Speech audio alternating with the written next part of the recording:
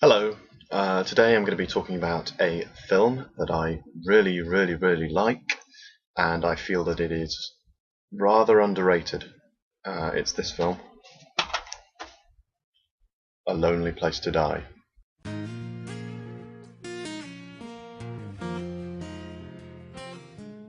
directed by Julian Gilby.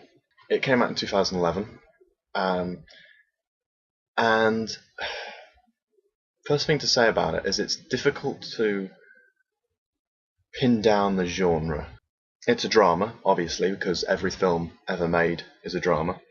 Apart from some experimental films, I suppose. The great thing about making a movie database is if you're doing it by genre, you can just put in drama, just put all of the films into it.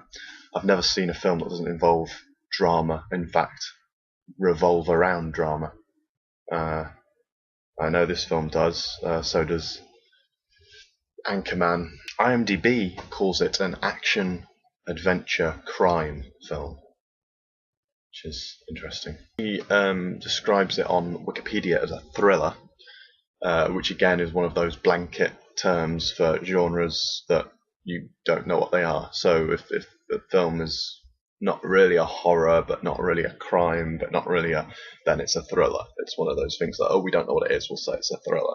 I guess it's all of those things in some way. It starts off very tonally similar to this film, The Descent, which is really good film, worth watching.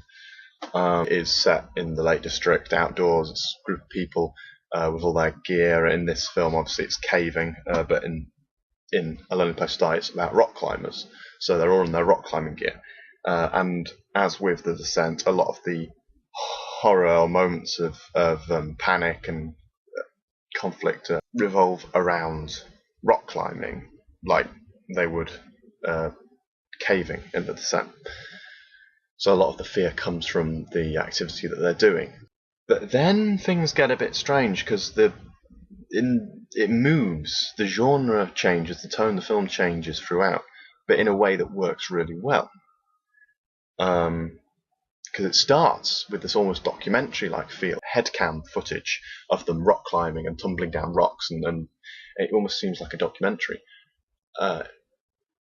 We then have this group of rock climbers who set out on an expedition, and we're thinking, something's obviously going to go wrong to do with the rock climbing, But then very soon they find a Serbian girl trapped in a box buried underground. Really quite a strange, unexpected twist, and they've suddenly got to look after this girl. And then, of course, the kidnappers, because she is a hostage, it transpires, come after them and hunt them down. They are tracked down by these killers. It borders on, I suppose thriller is in some ways the best term for it. As much as I hate describing things as a thriller, because it doesn't really mean anything, because most films are thrillers. It verges on horror at times, particularly in the moments of when people are falling off cliffs and being shot down. Adventure, certainly, because they are going on a journey through the Scottish Highlands and they fall into river rapids and all these. It's almost a bit folky towards the end, especially. There's an element of almost folky, sort of folk horror when they arrive at this small Scottish town where there's this huge fire festival taking place, which is really disorientating. They suddenly arrive to try and get help, and the streets are just full of people with flaming batons and red body paint. Bumbling local policeman who just wants to make them tea and doesn't really understand the seriousness of the situation they're in. Towards the end, it's like a gritty, hard-to-watch gangster film. The kidnapper is forced to strip naked and thrown into a ditch by the mob. But yeah, it's one of those films that really shifts around tonally from like a almost documentary feel. Lake camera up in the Highlands, helicopter shots of huge mountain vistas, so beautiful. Then suddenly it's a kidnapping story, as well as an adventure story, bordering on horror. And then it gets really weird with the village and everything going on there. And then suddenly it ends like a kind of gritty mob, horrible shooting thing. is all over the place in some ways, but it's so good, and the soundtrack's very good as well. It has, in fact, the soundtrack is what makes it folky, if that makes sense, because there's some very folky. This, for example, this is from the soundtrack. Yeah.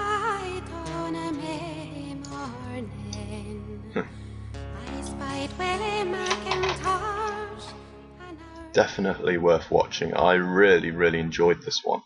As I say, 2011. You'd be able to find it anywhere on Amazon, I guess. Just hopefully in shops, I would have thought. A lot of, obviously it'll be like HMV and stuff, but it is definitely a great film, and kind of underrated. I don't think that many people know about it. If you like hostage films, kidnapping films, action films, adventure films, if you like thrillers, dramas even, if you like dramas,